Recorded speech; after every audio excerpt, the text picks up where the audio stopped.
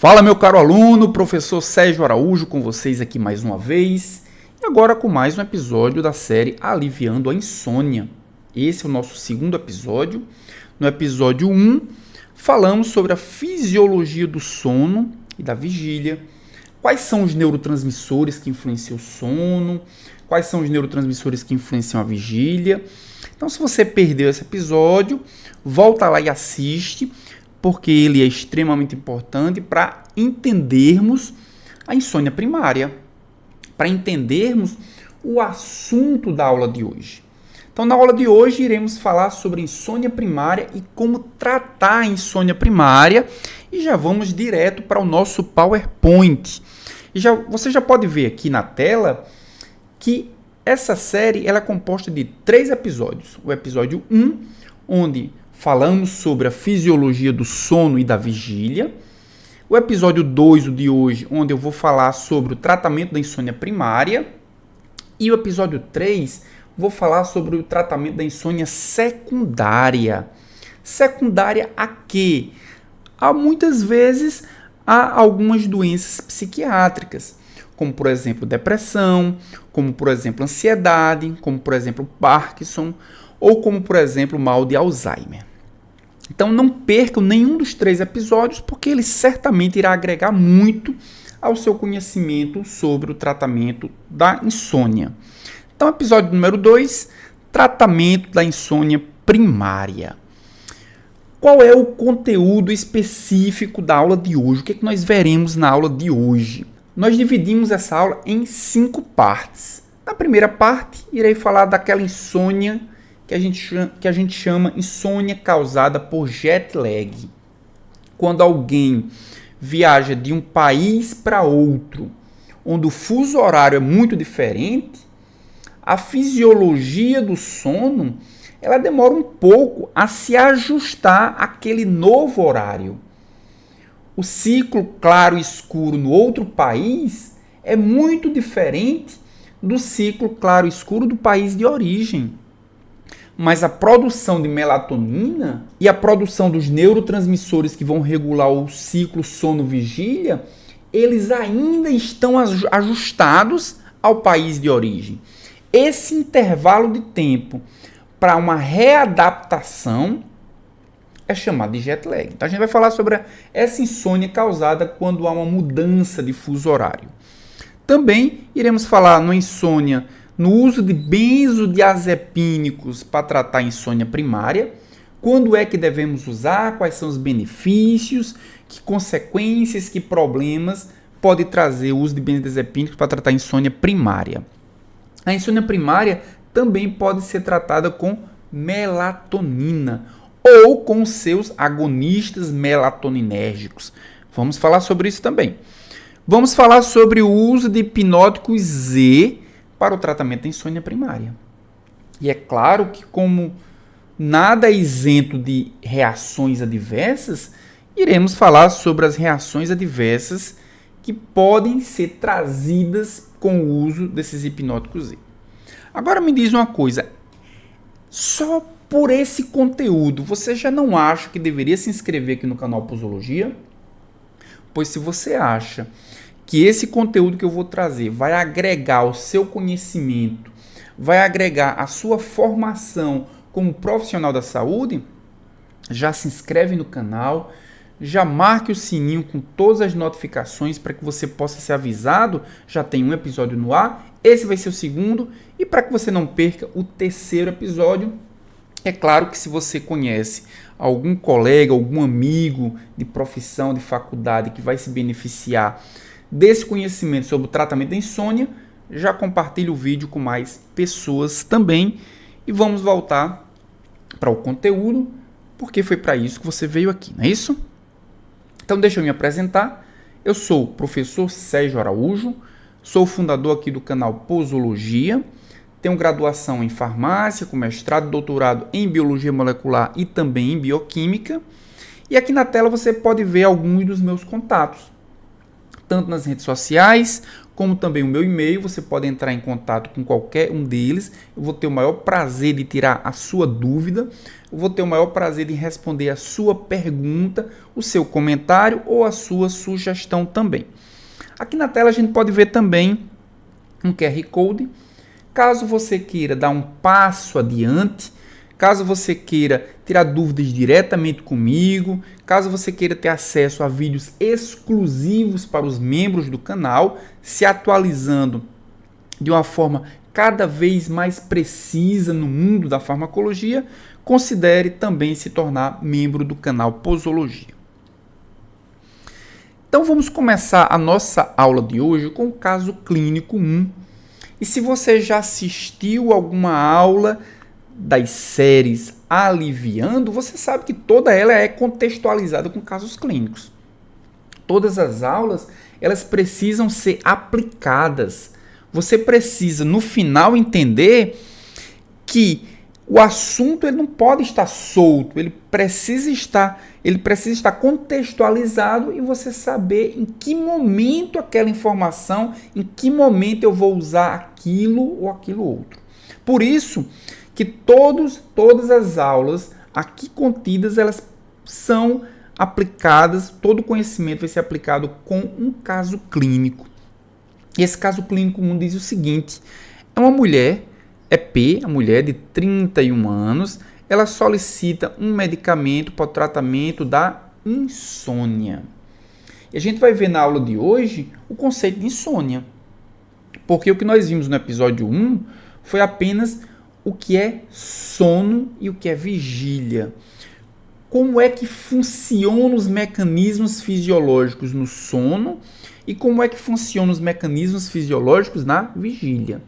Aqui a gente vai entender o que é insônia. No episódio 1, a gente viu também os cronotipos, que são pessoas que não têm doença nenhuma, mas que elas são fisiologicamente programadas para ter diferenças no horário que se inicia o sono, no horário que acorda, o tempo de sono. E essas pessoas não são consideradas pessoas que têm insônia. Por isso que a gente vai precisar diferenciar.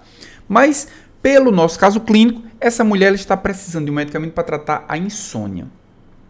E qual é a queixa principal dessa mulher? Ela diz o seguinte: ela retornou para o Brasil, onde ela estava era Hong Kong, na China, ou seja, um país distante, um país que tem uma diferença de fuso horário muito grande com relação ao Brasil.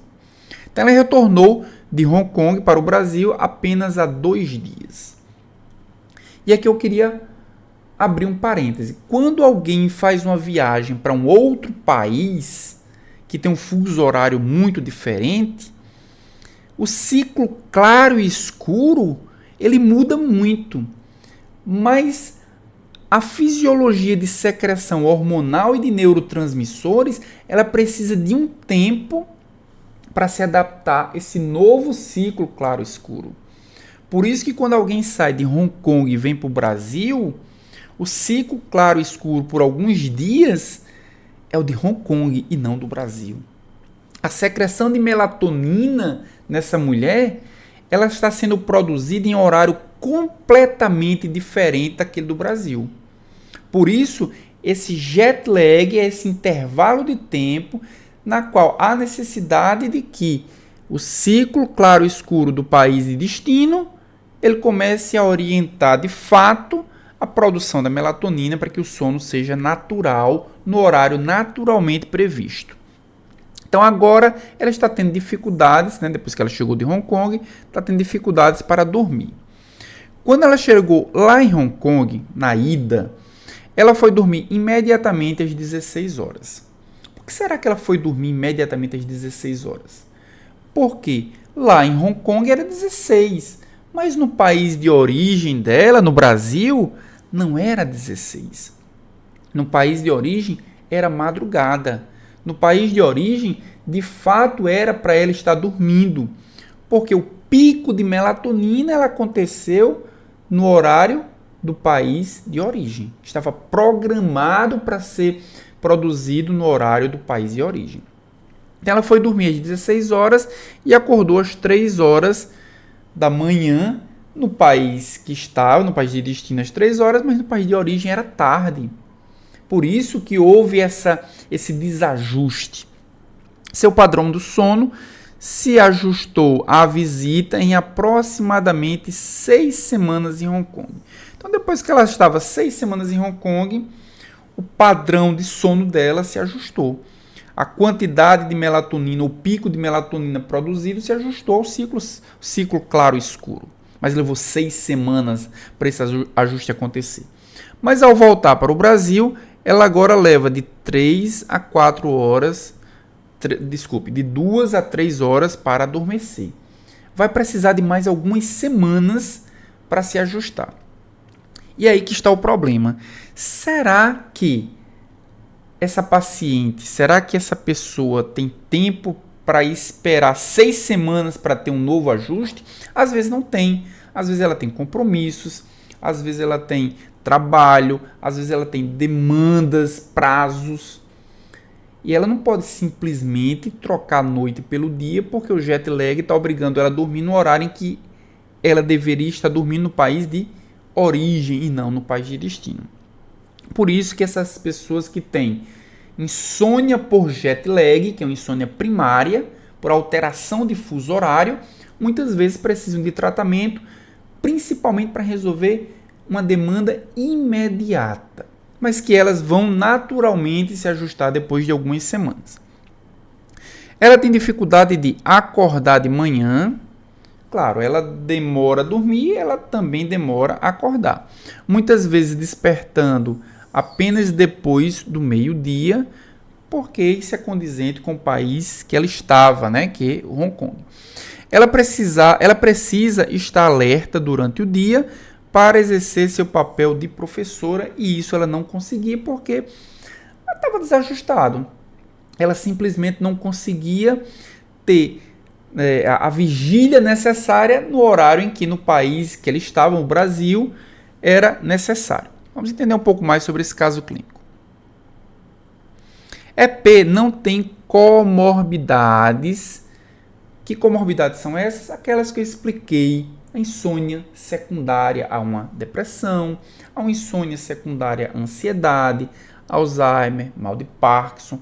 Ela não tem uma comorbidade que justifique a insônia. E essa informação é muito importante, porque o tratamento da insônia primária é muito diferente do tratamento da insônia secundária a uma comorbidade. Se o paciente tem uma insônia secundária, eu preciso tratar a comorbidade.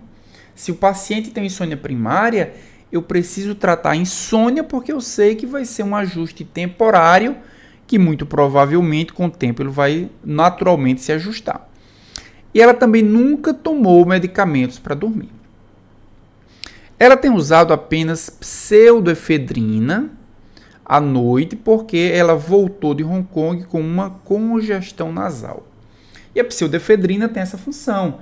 Ela vai contrair os vasos sanguíneos da mucosa nasal, impedindo que haja passagem de plasma para a mucosa e que o nariz fique congestionado. Desde seu retorno de Hong Kong que ela vem usando a pseudoefedrina. Ela nega ingestão de bebida alcoólica, que normalmente causa alteração do sono. Ela também nega a ingestão de café, mas admite ter aumentado recentemente o consumo de chá. E aí ela não liga que o chá tem cafeína. Não necessariamente, se a pessoa não está tomando café, mas está ingerindo uma bebida que é rica em cafeína, vai ter efeitos semelhantes ao uso do café. Então ela tem utilizado chá para tentar ficar acordada durante o dia, porque durante o dia ela tem tido muita dificuldade de ficar acordada. Só que o uso de chá durante o dia pode estar impactando também no sono dela noturno, isso que a gente vai analisar. Ela nega histórico de insônia, nunca teve insônia, mas acrescenta: não consegui dormir também no meu novo apartamento. Então ela está num lugar novo também. E aí a pergunta é: que fatores podem estar contribuindo para as reclamações de EP? Por que EP está com insônia? Será que esses elementos que eu rabisquei aqui na tela, será que esses elementos que se relacionam com a paciente podem todos estar influenciando na insônia de EP? É isso que a gente vai analisar. Então a gente tem aqui na tela o paciente viajando, indo para outro país, e a gente pode colocar os distúrbios do sono relacionados ao ritmo circadiano em dois grandes grupos. Aqueles relacionados com o lugar e aqueles relacionados com o uso de substâncias. Vamos analisar cada um deles. Primeiro, relacionados com lugar. O paciente viajou para Hong Kong. E a gente viu que existe um período de readaptação do ciclo circadiano às novas condições de claro e escuro. Então, o que o paciente está passando é o que nós chamamos de jet lag. E no jet lag nós temos o seguinte: durante a noite, durante o período de escuro, a gente tem que a retina vai ser estimulada por essa escuridão. Essa escuridão, pelo trato retinotalâmico, vai estimular a glândula pineal, que vai produzir o quê? A melatonina. Por isso que nós temos esse pico de melatonina aqui durante a noite. Nós vimos isso no episódio passado. A melatonina ela é produzida à noite porque ela é estimulada ela é produzida pela glândula pineal sob estímulo do escuro. O escuro, né, durante todo o dia, nós produzimos adenosina. Durante todo o dia, nós quebramos ATP para gerar energia e nós acumulamos cadeias e mais cadeias de adenosina. Cadeias e mais cadeias de AMP. E essa adenosina é a nossa marcação de que estamos cansados. Essa adenosina é a marcação de que precisamos recarregar as baterias. Quando essa adenosina está em grandes quantidades, ela se liga no receptor de adenosina e essa ligação faz com que haja um estímulo da produção da melatonina. Isso acontece à noite. Então, à noite, a melatonina ela é produzida, nós temos esse pico. Mas imagine o seguinte: a paciente estava no Brasil e vamos imaginar que no Brasil nós temos 2 horas da tarde e 3 horas da manhã, por exemplo, em Hong Kong. Eu não fiz o cálculo, mas vamos imaginar que seja 3 horas da manhã. Então, quando o paciente saiu do Brasil 3 horas da tarde, 2 horas da tarde e chegou em Hong Kong, e lá em Hong Kong agora são 3 horas da manhã, na verdade 3 horas da manhã que ele deveria estar dormindo, no Brasil era 2 horas da tarde. Ou seja, o ciclo claro-escuro lá é escuro, mas a produção de melatonina corresponde a um horário de claro, ou seja, não é produzido melatonina. Da mesma forma, quando for à tarde, no país de origem era para ser de madrugada, ou seja, o pico de melatonina. Por isso que a paciente, quando chegou às 16 horas, ela foi diretamente dormir. Por que isso acontece? Porque à tarde, às 16 horas, era o pico de melatonina onde a paciente, onde essa pessoa estava com sono. Esse período em que ela vai experimentar um novo ciclo claro-escuro, a glândula pineal vai começar a produzir a melatonina baseada no estímulo do claro e do escuro, vai levar alguns dias. Vocês viram que, pelo caso clínico, levou 6 semanas depois que ela chegou em Hong Kong para que ela se adaptasse. Ao voltar para o Brasil, vai acontecer algo parecido. Então, uma das razões dela ter essa dificuldade para dormir é justamente o jet lag. Outra razão também importante é o novo ambiente em que ela está. A gente está falando de fatores relacionados ao lugar. Mudanças de fuso horário podem causar insônia. Mudanças de ambiente também podem causar insônia. Aqui nós estamos num local onde ela não está acostumada. É muito comum algumas pessoas viajarem e estranharem a cama, estranharem a luminosidade do hotel, estranharem o barulho, estranharem a temperatura. Então são fatores que, com o ambiente em que aquela pessoa estava acostumada, mudou. E isso modificou também a tranquilidade, modificou também a forma como ele interagia com o ambiente, e isso influenciou no sono.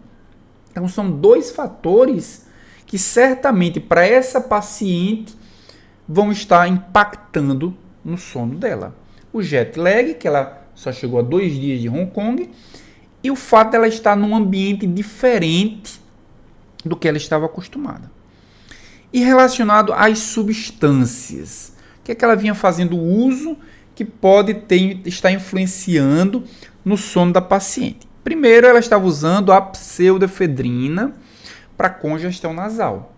A pseudoefedrina, tá aqui ela, o que é que ela faz? Ela entra num neurônio adrenérgico e ela tem a capacidade de esvaziar uma vesícula sináptica adrenérgica, expulsando a noradrenalina, e claro, a noradrenalina vai agir em seus receptores pós-sinápticos. Se esse receptor estiver num vaso sanguíneo, ela vai contrair o vaso sanguíneo, ela vai impedir a transsudação, ela vai impedir que o plasma sanguíneo saia de dentro do vaso para a mucosa, fazendo o seu papel de descongestionante nasal.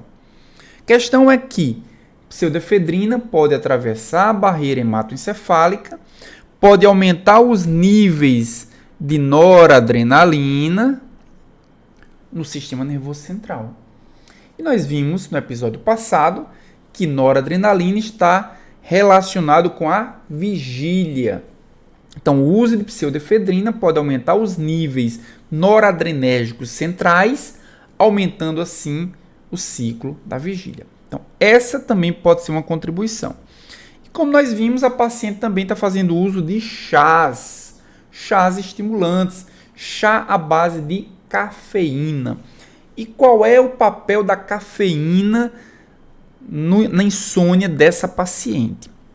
Vejam só, nós vimos, eu acabei de falar, que se a paciente, se a pessoa passa o dia inteiro acordado gastando energia, ela está transformando o ATP em AMP, ou seja, está acumulando adenosina. Essa adenosina ela vai se ligar nos seus receptores, vai induzir a melatonina e vai dizer: é hora de descansar, é hora de recarregar as baterias. É para isso que serve a adenosina.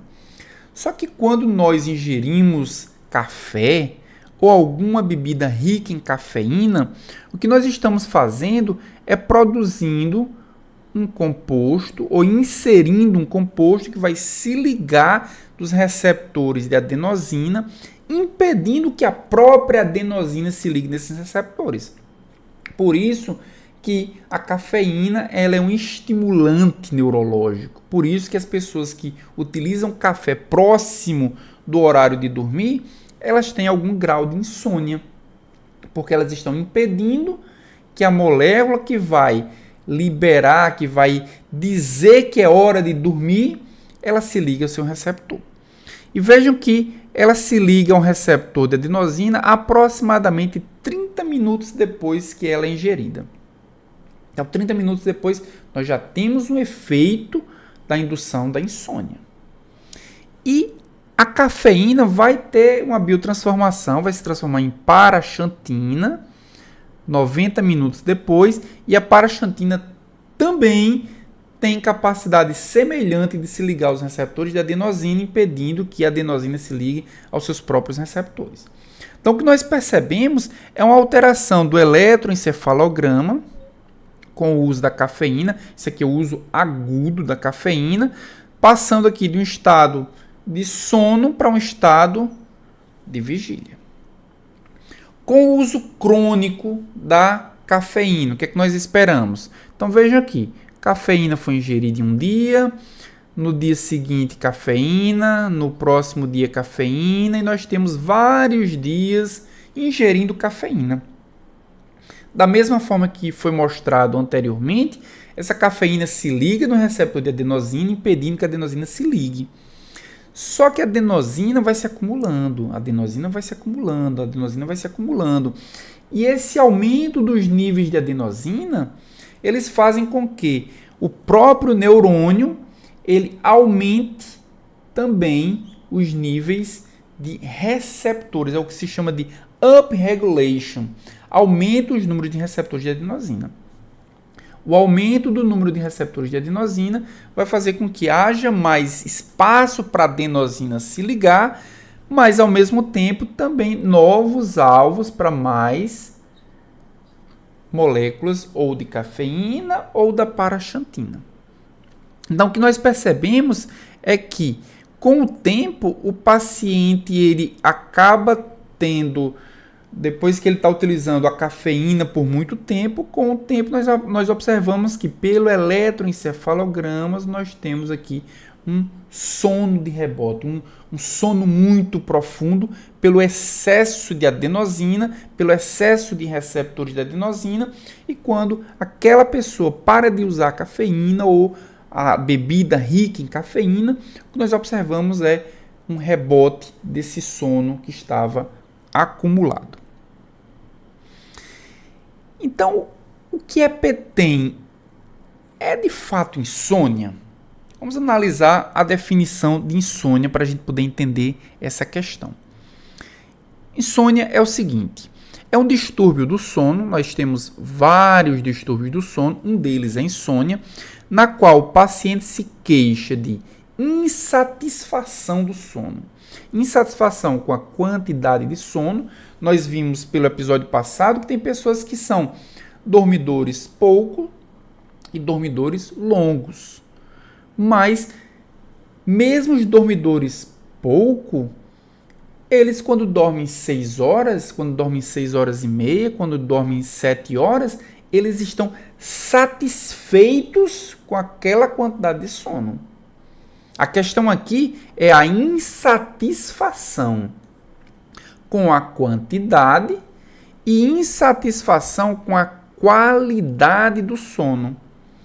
Então, uma pessoa que está com insônia, ela diz: eu dormi, mas eu não descansei. Eu dormi pouco, eu não descansei. Eu dormi suficiente, mas o meu sono não foi suficiente. Então, é a quantidade ou a qualidade que são insatisfatórias para aquela pessoa. Durante quanto tempo essa insatisfação ela vai permanecer? Durante 3 noites na mesma semana, por 3 meses seguidos. Então, paciente que tem insatisfação com a qualidade ou com a quantidade de sono, numa semana de 7 dias, em 3 dias seguidos, que fica insatisfeito com a quantidade ou com a qualidade do sono, isso por 3 meses seguidos, só assim nós temos algum parâmetro para dizer que aquilo de fato é insônia. Então, para paciente do caso clínico, não necessariamente é uma insônia. A gente não tem tempo suficiente para dizer se ela tem ou não tem uma insônia. Além disso, ela precisa ter mais um dos seguintes sintomas: ou dificuldade para iniciar o sono, e a gente chama essa insônia de insônia inicial, ou dificuldade para manter o sono, que é caracterizado por frequentes despertares, ou problemas em tornar a dormir após o despertar. Então a pessoa fica acordando durante várias vezes na noite, ou quando acorda uma vez demora muito para voltar a dormir. Essa insônia é chamada de insônia de manutenção. Ou a pessoa tem despertar muito precoce pela manhã e tem muita dificuldade em retornar ao sono. Essa insônia é chamada insônia terminal. Então vejam a definição que aqui se enquadra. O paciente tem insatisfação com o sono, ou com a quantidade ou com a qualidade do sono. Ele diz: eu estou dormindo pouco, não é suficiente. Não, estou dormindo suficiente, mas eu estou acordando cansado, meu sono está sendo ruim. Além disso, eu demoro muito ou para dormir, ou eu acordo muitas vezes à noite, ou estou acordando muito cedo. Então, Isso caracteriza insônia. Essa sintomatologia tem que permanecer por pelo menos 3 dias na mesma semana e essa sintomatologia tem que permanecer por pelo menos 3 meses seguidos para aí sim ser caracterizada como insônia. EP se pergunta se pode experimentar um dos comprimidos de triazolam do marido, mas tem medo de ser forte demais para ela. O que é o triazolam? Triazolam, gente, é um benzodiazepínico. E aqui eu trouxe alguns tratamentos para insônia primária. Está aqui o triazolam, é ele que nós vamos analisar aqui. Triazolam ele é considerado um benzodiazepínico com moderada lipossolubilidade. E no que é que isso influencia? Um benzodiazepínico que tem uma lipossolubilidade moderada influencia nisso aqui, ó. Início de ação. Ele atravessa muito rapidamente a barreira hematoencefálica, ele muito rapidamente consegue atingir receptores GABAérgicos, ele muito rapidamente consegue se ligar nesses receptores GABAérgicos e ele muito rapidamente consegue induzir o sono. Então, se ter uma lipossolubilidade moderada, vai ter essas características. Então, nós temos o seguinte, ó, o triazolam ele é considerado um hipnótico de ação curta. E como nós vimos, os benzodiazepínicos eles podem ser de ação curta, que são esses que são utilizados para tratar insônia, ou benzodiazepínicos de ação longa, que são mais apropriados para tratar ansiedade. Nós já vimos isso na série anterior, Aliviando a Ansiedade. Então, hipnóticos de ação curta, como o triazolam, são eficazes para induzir e regular o sono se a estadia for curta, menos de 5 dias. Então vejam como é interessante. A paciente estava reclamando que estava dormindo em horário inapropriado, porque ela estava com jet lag, ia levar aí pelo menos 6 semanas para regularizar o sono. Ela queria saber se poderia tomar um comprimido de triazolam para resolver o problema do sono dela à noite, para que ela não acordasse durante o dia com sono. E isso é perfeitamente aplicado nessa situação. Desde que a estadia seja curta, menos de 5 dias. Porque ela precisa resolver os problemas, ela precisa ter a produtividade dela no dia seguinte para trabalhar e ter tido um sono restaurador, recuperador no dia anterior. Para isso, ela precisa utilizar o triazolam. E por que menos de 5 dias? Porque o triazolam ele tem o que se chama de tolerância elevada. Depois desses 5 dias, muito provavelmente os efeitos hipnóticos do triazolam vão ser muito menor. Além disso, tem outras características que a gente vai ver daqui a pouquinho. Então, ela vai utilizar o triazolam se a estadia dela for menor do que 5 dias e se as atividades forem críticas para serem realizadas nas primeiras 48 horas após a chegada. Eu tenho uma reunião, eu tenho uma atividade, eu tenho uma palestra, eu tenho um curso, eu tenho algo que eu preciso resolver imediatamente e o jet lag não vai deixar eu resolver. O jet lag vai me atrapalhar. O triazolam ele serve para isso, para que o paciente naqueles primeiros dias durma bem e no dia seguinte possa ter suas atividades cumpridas. O triazolam pode ser prescrito para EP? Pode. Uma dose baixinha de 0,125 mg para tomar se necessário. Primeiro dia, se ela precisar, ela toma. No segundo dia, se ela precisar, ela toma. No terceiro dia também, mas não mais do que 5 dias. Porque vai ter tolerância e também vai ter algo também importante que é a insônia rebote. E é exatamente sobre isso que a gente vai falar agora. Triazolam ele está associado à insônia rebote. Nós temos aqui 3 gráficos que mostram o seguinte: a latência do sono. O que é a latência do sono? É o tempo em que o paciente precisa, desde que se deita na cama até que ele durma. Então aqui nós temos o seguinte: o paciente, nós temos aqui os dias e aqui nós temos o tempo necessário, nesse outro eixo aqui, o tempo necessário para que o paciente durma. Vejam que com o uso do placebo, ele está levando aqui próximo de 130 minutos aqui mais próximo de 120, aqui um pouquinho menos de 120 minutos, aqui talvez 120. Então, enquanto ele não estava sendo tratado nesses 4 dias, o paciente estava levando entre 120 e 130 minutos para dormir. Ou seja, levava no mínimo 2 horas para dormir. Aí entrou o triazolam, 0,5 miligramas. Veja que o tempo despencou. No primeiro dia, caiu de 120 para menos de 60 minutos. No segundo dia, talvez 60, no terceiro dia, menos de 60, depois um pouquinho mais, e ele tomou durante vários dias e ficou nessa faixa aqui de 1 hora para dormir. Então, ele melhorou, saindo de 130 minutos para 60 minutos. Deu uma melhorada muito grande para que o paciente induzisse o sono, para que o paciente iniciasse o sono, que era o problema inicial, o problema principal desse paciente. Mas veja o seguinte, no primeiro dia que ele deixou de usar o triazolam, foi o que aconteceu com ele? O tempo que ele leva para dormir passou para 180 minutos. Isso é o que se chama de insônia rebote. Parou de usar, se ele utilizar por algum tempo, nós veremos que tempo é esse, a partir do instante em que o paciente para de usar o triazolam, ele tem uma insônia muito mais forte do que ele tinha antes. Isso é todos os dias seguintes? Não, apenas o primeiro dia. Veja que depois ele volta praticamente para o tempo que ele já tinha de insônia inicialmente.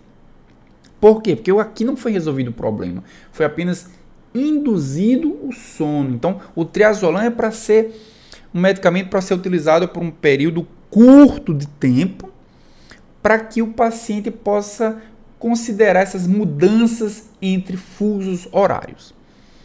Aqui nós temos outro gráfico que é o quê? Duração do sono. Quanto tempo o paciente passa dormindo? Com o placebo, em volta aqui de 5 a 5 horas e meia, mais ou menos. Com o uso do triazolam, passou aqui direto para 6 horas e meia, mais próximo de 6 horas, mesma coisa, aqui baixou um pouquinho, mas aqui veja que ele está nessa faixa aqui de 6 a 6 horas e meia, passou de 5 para 6 horas e meia duração do sono. A partir do instante que o paciente parou de usar o triazolam, olha a insônia rebote aqui, ele dormia cerca de 5 horas por noite. Aqui dormiu menos de 4, insônia rebote. Depois ele voltou para o padrão normal dele. E o terceiro parâmetro é o que? É despertares. Quantas vezes o paciente acorda à noite? Sem o uso do triazolam, em torno de 2 a 2 vezes e meia. Com o uso do triazolam, 1 a 1 vez e meia aproximadamente. Parou de usar o triazolam, insônia rebote, depois volta padrão normal, tá? Então vamos ver o que aqui a gente tem de informações aqui. O paciente apresenta nervosismo e sua insônia pior do que antes. Isso é insônia rebote. O triazolam é o benzodiazepínico mais associado à insônia rebote.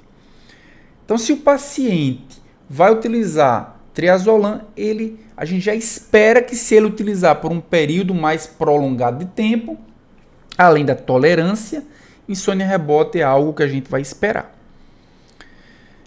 Com relação ao tempo de uso, a insônia rebote ocorre com triazolam se ele for utilizado por 7 a 10 dias ininterruptos e for interrompido de forma abrupta. Então, a forma de minimizar isso é utilizar pelo menor tempo possível, 2, 3, 4 dias, e desmamar, em vez de interromper abruptamente. Também, sintomas de abstinência. A meia-vida do triazolam é de 2 a 5 horas. A gente viu que é um benzodiazepínico que tem um início de ação rápido e também tem um tempo de vida muito curto. E a rápida diminuição dos níveis sanguíneos cria um potencial para sintomas de abstinência. Os sintomas de abstinência dos benzodiazepínicos de ação curta, de tempo de vida curta, aparecem muito mais rapidamente também. Ponto 4 é com relação ao tempo de ação. Os benzodiazepínicos usados como hipnóticos são os que têm curto tempo de ação, a gente já falou sobre isso, e para não causar sonolência diurna, como ocorre com o flurazepam. Flurazepam é um benzodiazepínico de ação longa. Se o paciente utiliza flurazepam para insônia, ele vai dormir super bem durante a noite e vai dormir super bem durante o dia também, ele vai ficar sonolento durante o dia. Flurazepam ele pode ser utilizado para tratar ansiedade, porque a gente precisa que os sintomas sejam cobertos dia e noite. Mas para insônia não, a gente precisa que o paciente durma pela noite, não pela manhã.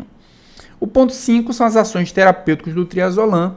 O triazolam reduz a latência do sono, como a gente viu aqui, reduz ou prolonga a duração do sono, como a gente viu aqui, e ele também reduz a atividade cerebral. E o ponto 6, então os benzodiazepínicos de ação longa, como o flurazepam e o clozapam, eles apresentam insônia rebote muito mais rara. A insônia rebote ela é muito mais comum em benzodiazepínicos de ação curta, como é o caso do triazolam. Então vamos fazer agora o comparativo entre os benzodiazepínicos sedativos. Está aqui o triazolam. Triazolam, efeito ressaca dele, ó, não tem. Por que não tem? Porque o tempo de ação dele é muito curto. Então o paciente utiliza o triazolam, dorme durante a noite, na verdade ele é um indutor do sono, ele não consegue nem promover o sono durante a noite toda, mas o paciente consegue induzir o sono, dorme a noite toda, mas no dia seguinte ele acorda sem efeito do benzodiazepínico, por isso que o efeito ressaca ele não existe, assim como o midazolam também, ó, não existe efeito ressaca. Mas insônia rebote para esses benzodiazepínicos de ação curta, ó, é alto. Tolerância é alta. Dependência é alta. Quando a gente olha, por exemplo, a flunitrazepam, que é um benzodiazepínico de ação intermediária, a gente vê que o efeito ressaca dele já é maior, né, já existe. A insônia rebote existe e é alta. A tolerância é alta e a dependência também é alta. Já os benzodiazepínicos de ação longa, que não devem ser utilizados como hipnóticos, mas sim como ansiolíticos, é o caso do flurazepam, do nitrazepam, do clozapam. Vejam que o efeito ressaca deles é máximo. O paciente usa durante a noite, dorme a noite toda e tem muito sono durante o dia também. Mas insônia rebote para os benzodiazepínicos de ação longa, ao contrário de ação curta, é zero ou quase zero, muito raro. E a tolerância é menor também, mas a dependência é igualmente alta. Todos vão causar muita dependência. Que consequências o uso desses fármacos trará? Então vejam só, aqui a gente tem alguns gráficos, vou mostrar para vocês alguns gráficos. O primeiro gráfico é o gráfico de hipnóticos de meia-vida ultralonga. Quem são esses benzodiazepínicos de meia-vida ultralonga? É o flurazepam, é o clozapam. Olha o tempo de meia-vida dele, gente. 24 a 150 horas. Não dá tempo eliminar completamente antes da próxima dose. Então, o que nós observamos é isso aqui, ó. Tomou a primeira dose, essa faixa escura corresponde ao período da noite, essa faixa clara corresponde ao período do dia. Então, se o paciente utiliza uma primeira dose, veja que ele tem efeito durante a noite toda, porque está acima da concentração mínima efetiva, mas durante o dia também está acima da concentração mínima efetiva. Ou seja, no primeiro dia o paciente vai ter o quê? Um efeito ressaca.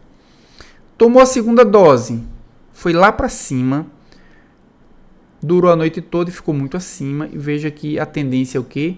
Acumular a concentração do fármaco, causando o que nós chamamos de toxicidade. Então, os efeitos residuais para esse tipo de benzodiazepínico, no dia seguinte é muita sedação e também uma toxicidade cumulativa do benzodiazepínico. Vamos olhar agora para esse segundo gráfico. Hipnóticos de meia-vida moderadamente longa. É o estazolam, é o temazepam, é a maioria dos tricíclicos, é a mirtazapina, é a olanzapina, meia-vida de 15 a 30 horas. Uma noite não tem 15 horas. Então, certamente vai durar a noite e parte do dia para ser eliminado. O paciente não vai ter esse acúmulo de benzodiazepínico até a toxicidade, mas ele não consegue eliminar toda a dose antes que a próxima seja tomada e vai estar sempre sob efeito, sempre acima da concentração mínima efetiva, sempre com ação sedativa. Então, para esses pacientes, eles vão ter muito problema de memória. Por quê? Porque o benzodiazepínico ele vai causar esse problema de memória porque ele vai alterar o sono REM. Vai mudar, vai diminuir, vai restringir o sono REM. Próximo gráfico. Efeitos de hipnóticos de meia-vida ultra curta. Quem são ultra curta? O triazolam, que nós vimos, é apenas para induzir o sono. Zaleplona, o zolpidem, melatonina, ramelteon, todos eles têm meia-vida ultra curta de 1 a 3 horas. É só para induzir o sono. Então, pacientes que vão utilizar esse tipo de hipnótico é para aquele paciente que tem dificuldade de iniciar o sono. Então, para esse paciente, nós administramos o medicamento não vai durar, o efeito dele não dura a noite toda, né? Vai ter perda de manutenção do sono, mas como o problema da insônia é uma insônia apenas inicial, é apropriado porque a manutenção ele consegue fisiologicamente manter o sono. Mas se não, ele perde o seu efeito no meio da noite, claro, até a próxima dose, mas ele não vai ter durante o dia nenhum efeito sedativo. Então, para esse paciente, nós temos um sono insuficiente se ele não for usado só para indução do sono. Ele pode ter despertares noturnos e também um sono inquieto e perturbado. E o ideal é aqui. O ideal é o quê? São fármacos que consigam ter um tempo em minha vida de aproximadamente 6 horas. Como, por exemplo, exopiclona, como a trazodona em doses baixas. A gente já falou sobre os antidepressivos. Nós sabemos que a trazodona é um antidepressivo que, a depender da dose, ela pode ser utilizada como hipnótico também. A doxepina, também um antidepressivo, em doses baixas. A quetiapina, em doses baixas. E a difenidramina, também em doses baixas. Todos eles têm um tempo de meia-vida de 6 horas, ou seja, dura a noite toda, cobre a insônia da noite em toda, mas durante o dia não tem efeitos sedativos. E aí eu já queria perguntar para você se o conteúdo da aula está valendo a pena, se valeu a pena entrar nesse vídeo, assistir e aprender sobre o tratamento da insônia.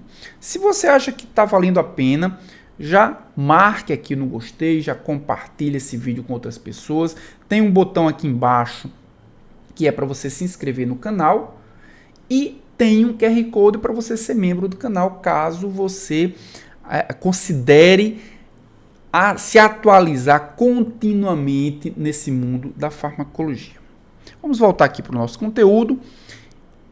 Então, EP afirma que gostaria de tentar usar melatonina para melhorar o sono, mas se pergunta se é seguro e eficaz. Então, vamos analisar essa questão. A paciente cogitou utilizar o triazolam.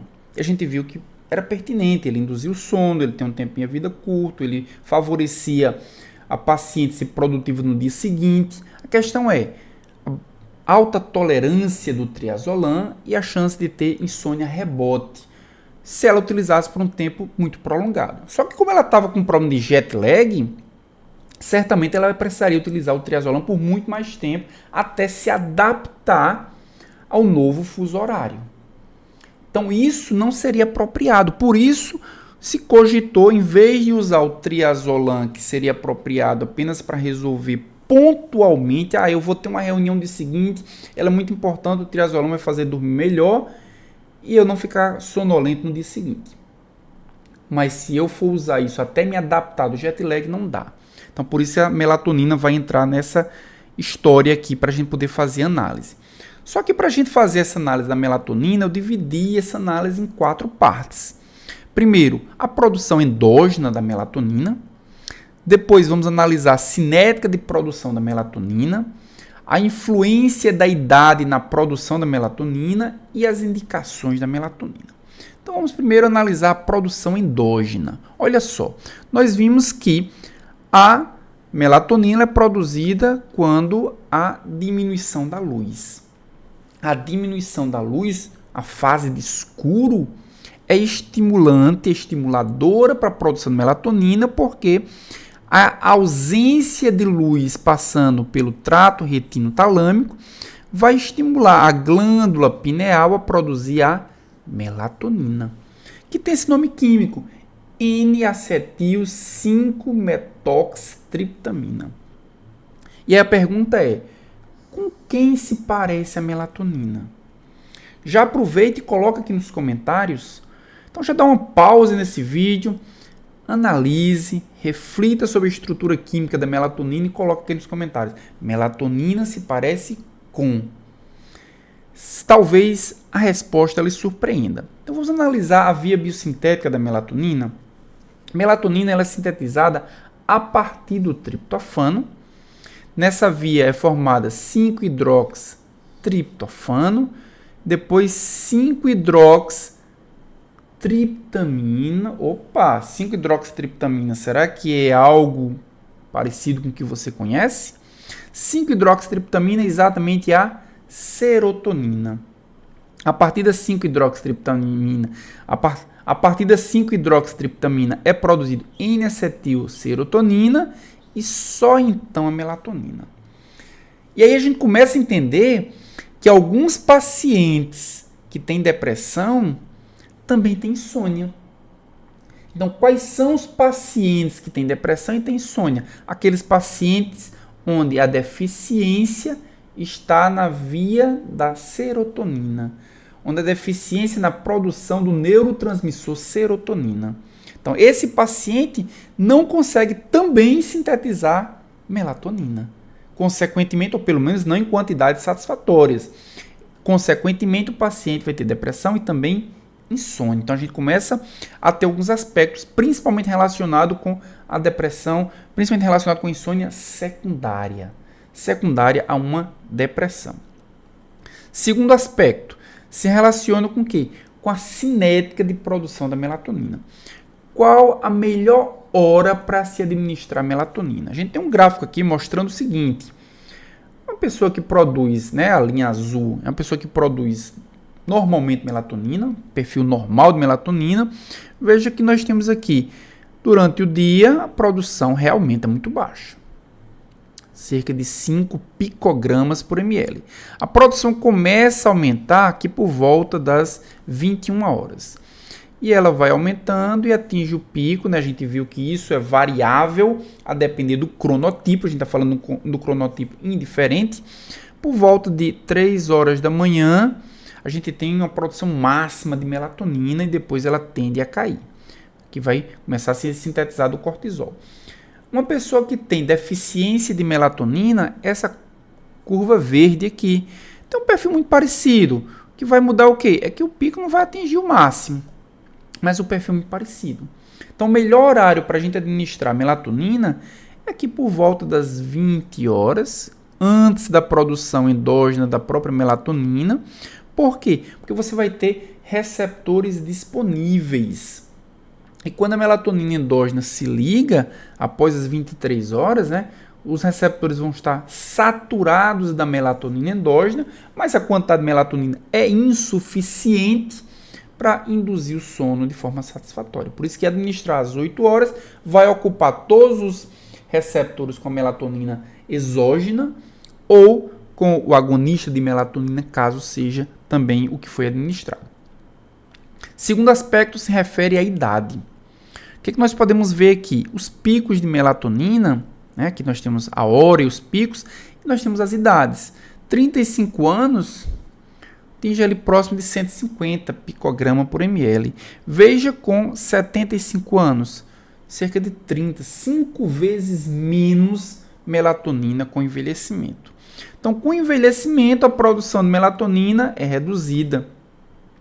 Ou seja, qual é o paciente que pode mais se beneficiar do uso de melatonina? São os idosos.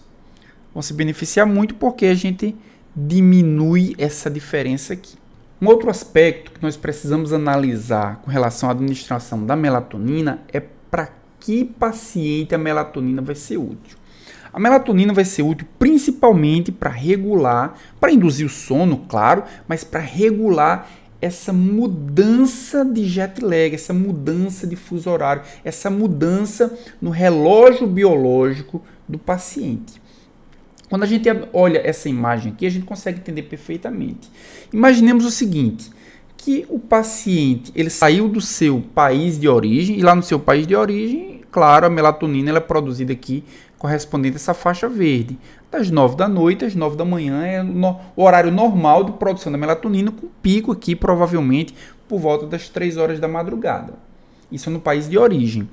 Só que essa pessoa, ela viajou para um outro país. Então, quando ela viaja para um outro país, nós precisamos considerar, ela viajou para leste ou ela viajou para oeste? Quando ela viaja para oeste, nós temos o que se chama de fase atrasada. Atrasada por quê?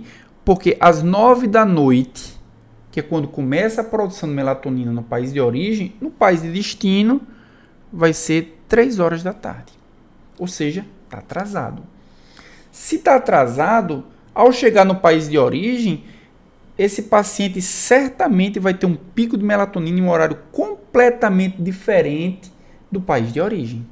Então, nós precisamos entender que, ao chegar no país de destino, essa pessoa, para regular o seu fuso horário, para regular o seu relógio biológico muito mais rapidamente, ele vai precisar administrar melatonina.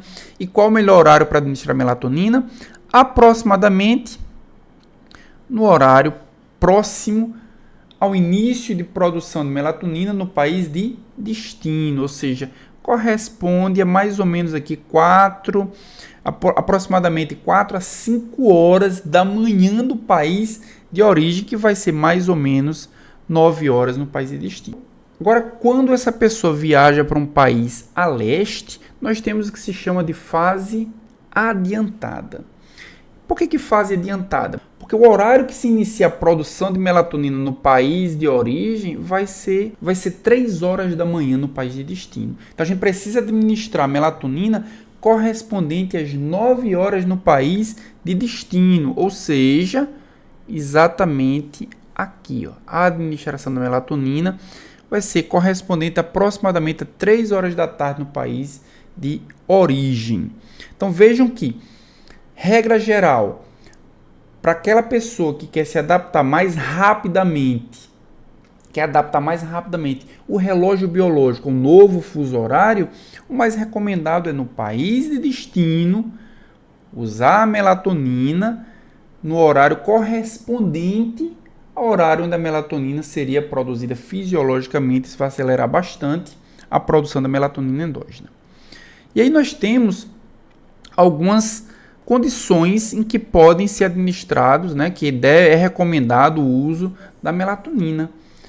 Primeiro ponto, quando o paciente tem alguma desordem de fase. Por exemplo, nós podemos observar aqui que esse paciente ele demora muito a iniciar o sono. Então, para esse paciente que demora muito a iniciar o sono, dorme todos os dias, dia 1, dia 2, dia 3, dia 4, dia 5, todos os dias, dorme às 4 horas da manhã, a melatonina pode ser administrada um pouco antes para que o pico caia no horário ali próximo de 3 horas, para que ele consiga dormir, consiga ter indução do sono mais cedo.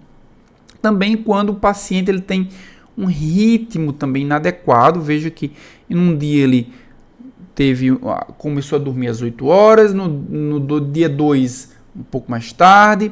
Então, para essa regularização, a melatonina também vai ser útil. Ou quando ele tem um ritmo completamente irregular. Qual é o papel principal da melatonina? É regular o ciclo biológico. Ele vai ser administrado em um horário em que, quando atingir o pico, o paciente vai ter um sono máximo. Então, quando nós observamos os dados de uso da melatonina, 8 de 10 ensaios clínicos usando melatonina para o jet lag descobriram que a dose entre 0,5 mg e 5 mg tomado perto da hora de dormir alvo, ou seja, do país de destino, no novo fuso horário, diminuíram o jet lag. Então, 8 a cada 10, ou seja, de fato, a principal indicação da melatonina é para tratar distúrbios causados por variação do relógio biológico, quando algumas pessoas podem mudar de país ou podem sofrer de jet lag. O médico de EP prescreveu para EP, Halmeteon 8 mg na hora de dormir. Como é que o Ramelteon se compara à melatonina? Quando nós olhamos aqui, melatonina é o hormônio natural. Ramelteon é o derivado da melatonina, que vai apresentar esse grupo éter, que vai conferir uma afinidade maior do que a melatonina pelos receptores MT1 e MT2, e também essa configuração S, que vai também aumentar a afinidade também pelos receptores MT1 e MT2. Então, as mudanças que fizeram no Ramelteon é para que ele possa ser mais eficiente na ligação com os receptores da melatonina.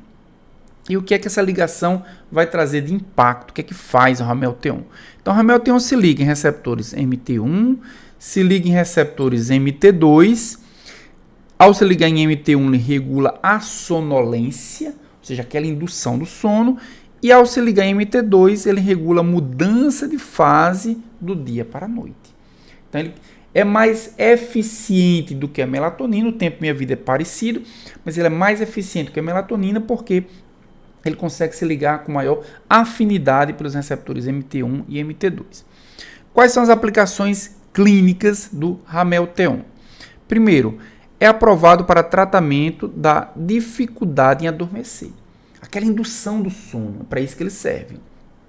Segundo, os resultados mostram que Ramelteon reduz o tempo para iniciar o sono em 10 a 19 minutos apenas. Então não é aquele milagre que algumas pessoas acham que a melatonina ou os agonistas melatoninérgicos provocam. É uma redução de tempo de indução do sono que é relativamente pequena. E aumenta o tempo do sono em 8 a 22 minutos apenas, sendo uma alternativa apenas razoável para pacientes com insônia sem potencial de abuso.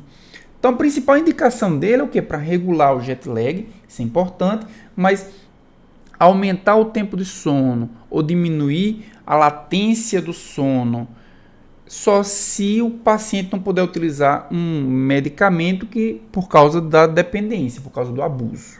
Tá? E com relação a interações medicamentosas, ele interage com a fluvoxamina, que é um antidepressivo. Fluvoxamina inibe a CYP1A2 e aumenta o risco de concentrações elevadas de Ramelteon, e por isso eles devem ser evitado o uso concomitante. Então faz um mês que EP está usando Ramelteon e retorna para a clínica ainda com queixas de insônia. O que é que o paciente pode utilizar como alternativa terapêutica? Então nós já vimos, vamos voltar para aquele quadrozinho, ele já usou, ou pelo menos se cogitou, triazolam, só que não daria para usar o triazolam porque o tempo de uso dele é muito pequeno. Né? Ele induz insônia rebote, ele tem uma tolerância muito elevada. Já se pensou utilizar os agonistas melatoninérgicos no Ramelteon, mas a paciente continua tendo insônia. Então a gente vai começar a pensar nessa classe de hipnóticos aqui, que são os fármacos Z. Eles podem ser utilizados pré-P, porque eles têm início rápido de ação, assim como o Ramelteon, assim como a melatonina tem também. Eles são muito mais seletivos para receptores GABA, comparado aos benzodiazepínicos, no caso do triazolam, e também tem um baixo potencial para abuso, para abstinência, para tolerância, então eles podem ser utilizados para insônia crônica. Não é exatamente o problema da paciente. A paciente tem um problema de jet lag. A melatonina pode ser utilizada, só que como ela está tendo insônia mesmo com o uso de melatonina, pode-se utilizar por algum tempo aqui o fármaco Z para induzir o sono, para que nos dias posteriores essa paciente possa ter uma produtividade melhor. Quando a gente olha para os fármacos Z, eles são agonistas de receptores benzodiazepínicos. E o que é que o benzodiazepínico vai fazer? Ele vai se ligar em receptores GABAérgicos. Os receptores GABAérgicos, eles são proteínas pentaméricas compostas por duas subunidades alfa, duas subunidades beta e uma subunidade que pode variar, que tem uma gama. Mas são sempre duas alfa e duas beta, e alfa e beta pode variar. Alfa 1, alfa 2, beta 1, beta 2. Só que eles formam essa estrutura para a entrada de cloreto. Então, quando o GABA se liga, o GABA é um neurotransmissor inibitório, quando ele se liga, ele abre os canais de cloreto, o cloreto entra na célula e produz uma hiperpolarização, dificultando a despolarização desse neurônio. Quando nós olhamos para os tipos a composição desses receptores GABAérgicos, a gente vê que o mais abundante de todos é o alfa-1, beta-2 e gama-2. É o mais abundante, ele quase metade de todos os receptores é desse tipo aí. Mas nós temos o segundo mais abundante, que é o alfa-2, beta-2 ou beta-3 e gama-2. E o terceiro mais abundante é o alfa-3, beta-N, gama-2 ou gama-3. Por que eu estou falando isso? Porque a depender dessa composição, a distribuição nas áreas cerebrais ela é diferente. E a função desse receptor, a função cerebral desse receptor também vai ser diferente. Vamos imaginar o seguinte, nós temos um receptor GABAérgico, que ele é um canal de cloreto, o GABA se liga entre as subunidades alfa e beta, e o benzodiazepínico, ou o agonista benzodiazepínico, se liga entre as subunidades alfa e gama. Então, é exatamente o tipo de receptor, o tipo de subunidade alfa e o tipo de subunidade gama quem vai determinar qual é o fármaco Z ou qual é o benzodiazepínico que vai ter maior afinidade por esse receptor. Então, esse tipo de subunidade, como a gente pode ver aqui, no caso da gama, pode ser gama de 1 a 3, pode ser delta também, e vai ter importante ação nos fármacos. Vamos entender melhor isso aí olhando para essa imagem. Nós podemos observar o seguinte, nós temos aqui a afinidade de ligação, que é calculada pela concentração necessária para se ligar. Quanto maior a afinidade tiver o fármaco por esse receptor, menor a concentração necessária para ele se ligar. Ou seja, os de maiores afinidades estão aqui, de 1 a 3 nanomolar. Quando a gente olha para os receptores GABAérgicos que têm a subunidade alfa-1, tem elevadíssima afinidade zolpidem, zolpiclone ou exopiclone e o diazepam. Isso é importante para quê? É exatamente essa subunidade alfa-1 que tem um efeito sedativo, anticonvulsivante e também responsável por a memória. Isso está distribuído em todo o cérebro. Significa o quê? Que essas três moléculas têm elevada atividade sedativa. Bem, quando a gente olha para a subunidade alfa-2, nós observamos que zolpidem e zolpiclone têm uma afinidade relativamente elevada, menor do que para alfa-1, mas é relativamente elevada, mas de longe muito inferior ao diazepam. E essa alfa-2, juntamente com a alfa-3, é onde tem o efeito ansiolítico, antidepressivo e é responsável também pela dependência porque está ligado ao sistema límbico. O que é que nós podemos concluir aqui? Que o diazepam ele tem um efeito ansiolítico e um efeito sedativo, mas o zolpidem e o zolpiclone tem um efeito muito mais sedativo do que ansiolítico, porque a sua afinidade é muito maior por alfa-1 do que por alfa-2. Nós podemos considerar também que a ligação em alfa-2, especificamente em alfa-2, é responsável pela geração do sono. Então, o diazepam tem uma capacidade maior de promover a mudança de fase do sono do que o zolpidem e zolpiclone. Então, zolpidem e zolpiclone, os fármacos Z, de uma forma geral, eles têm uma capacidade maior de induzir o sono e uma capacidade menor de promover mudança de fase. Ou seja, tem um efeito sedativo e o efeito indutor do sono. O diazepam é muito mais sedativo e os fármacos Z são muito mais indutores do sono. É exatamente esse conceito que eu quero trazer para vocês agora. Então, fármacos Z, eles promovem o quê? O efeito sedativo. E o que é esse efeito sedativo? Ele tem o objetivo de reduzir o estado de consciência do paciente. Dependendo do nível de sedação, o paciente terá dificuldade de se lembrar do que aconteceu durante o período sedado. Então, a sedação é aquele evento abrupto. A sedação é aquele evento em que o paciente sai do estado de vigília para o estado de sono imediatamente. É a perda de consciência. Já a indução do sono, que depende de afinidade por receptores alfa-2, são indutores do sono. Eles têm o objetivo de promover a mudança de fase do sono e não simplesmente promoverem a perda de consciência. Nesse caso, os benzodiazepínicos, nesse caso o diazepam, ele tem uma capacidade melhor do que os fármacos Z. Então, os fármacos Z têm pouco ou nenhuma alteração na arquitetura do sono ou nos estágios do sono. Já os benzodiazepínicos, eles aumentam a percentagem do estágio 2. Estágio 2 é sono leve. E reduzem o sono REM, que é responsável pela memória, como a gente viu no episódio 1, e também reduz os estágios 3 e 4 do sono profundo.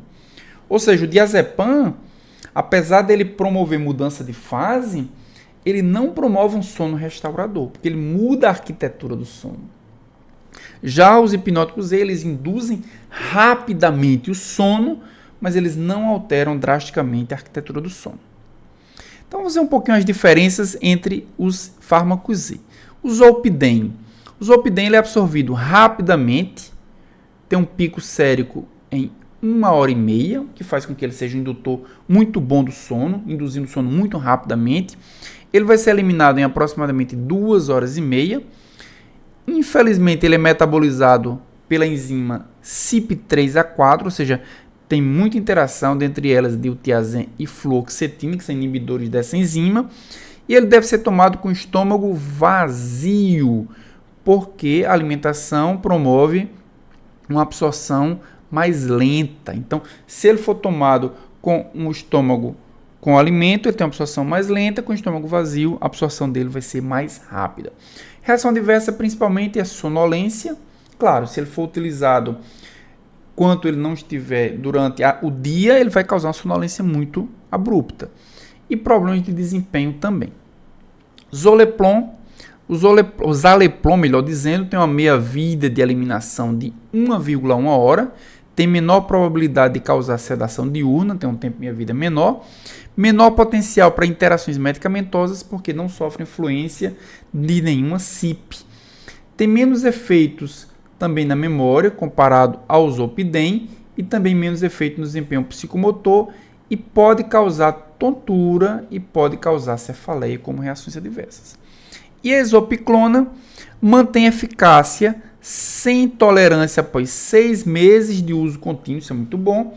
Então pode ser utilizado para insônia crônica, rápido início de ação como os demais, mas tem uma duração de efeito superior. Tmax atrasado de ser administrado com refeição rica em gordura. Então, da mesma forma, não deve ser administrado com alimento. Reações adversas. Efeito ansiolítico e amnésico, porque tem uma maior afinidade por alfa-3. Sabor amargo e desagradável e também pode causar problemas de memória, semelhantemente aos benzodiazepínicos. Então, o zolpidem de liberação imediata, 5 mg, ele foi prescrito para paciente devido ao seu rápido início, baixo custo, baixo risco de sedação. No dia seguinte, a paciente vai usar o zolpidem de liberação imediata, só para induzir o sono mesmo. Esse é o objetivo. Entretanto, a EP expressa preocupação porque na bula informa sobre mudanças comportamentais durante o sono. E a pergunta é, essas preocupações, será que elas são válidas mesmo? Vamos entender um pouquinho sobre quais são as principais reações adversas desses fármacos Z. Reações mais comuns, aquelas que acontecem com grande frequência. Dor de cabeça, 28,4%, sonolência, claro, se for, ele tem um tempo de vida curto. Então, se ele for administrado durante a noite, muito provavelmente durante o dia ele não vai ter sonolência. Mas se for administrado em outro horário, a sonolência é possível. Fadiga, 16,6% e tontura, 14%. As reações mais raras é confusão mental, desorientação, delírio, alucinações visuais, isso atinge menos de 1%. Pode acontecer? Pode acontecer, mas atinge muito poucas pessoas. Os mais comuns são que entre os idosos e pacientes com baixo metabolismo hepático, já que o metabolismo desse fármaco é pelo fígado. Quando as reações raras ocorrem, os riscos ocorrem, os riscos para os efeitos potenciais perigosos, como, por exemplo, fazer ligações, dirigir meio adormecido, aumentam se os pacientes tomarem uma dose alta, beberem ou tomarem o medicamento juntamente com álcool, se eles misturarem hipnóticos ou outros sedativos juntamente com fármacos. Então, aumenta muitas chances dele ter essas reações raras. Então, a recomendação para o uso do Zolpidem, a orientação que deve ser feita para EP, é tomar o Zolpidem com estômago vazio, já que o alimento vai atrapalhar na absorção. Administrar no máximo 30 minutos antes de deitar, de preferência quando a paciente já estiver na cama. Apesar de menos interrupção abrupta de Zolpidem em elevadas doses, pode provocar também sintomas de abstinência e tem que orientar ela também nesse sentido. Então, usar o medicamento exatamente na hora em que for deitar. Bem, o caso clínico que nós vamos ver agora é o caso clínico da próxima aula. Então, quero que vocês leiam aqui comigo para vocês entenderem qual vai ser o conteúdo da nossa próxima aula. A T é uma mulher de 42 anos, com histórico de 5 anos de hipotireoidismo, história de hipertensão há 2 anos, além de dor lombar crônica. Ela acabou de ser transferida da UTI para a enfermaria. Ela foi internada há 2 dias por ter sofrido infarto do miocárdio. Ela está recebendo aspirina com revestimento entérico, levotiroxina e felodipino. Sua queixa principal é insônia, com dificuldade de adormecer, despertares noturnos e está acordando cedo demais. Ela relata insônia há 6 semanas, antes da interrupção, que piorou após a internação. A pergunta é que tipo de insônia a T tem e como pode ter afetado a sua saúde. Então, claro, essa é uma insônia não primária, é uma insônia secundária a uma comorbidade. É isso que a gente vai ver no episódio 3, tratamento da insônia secundária, não só a insônia causada por problemas da tireoide, como a gente viu, ou problemas cardíacos, ou uso de medicamentos, ou depressão, ou ansiedade. Então, a gente vai abordar vários aspectos da insônia provocada, ou seja, aquela insônia secundária. Então, queria agradecer mais uma vez você por ter ficado até o final dessa aula. Mais uma vez, se você gostou do conteúdo, você compartilha com seus amigos, com seus colegas, com os profissionais que trabalham com você, ou até mesmo com pacientes que precisam entender um pouco mais sobre os seus tratamentos. E é claro que eles possam ter o conhecimento necessário até para que possa decidir juntamente com o médico ou com outro profissional de saúde como o seu tratamento se dará daqui para frente. Então, muito obrigado e até a próxima videoaula.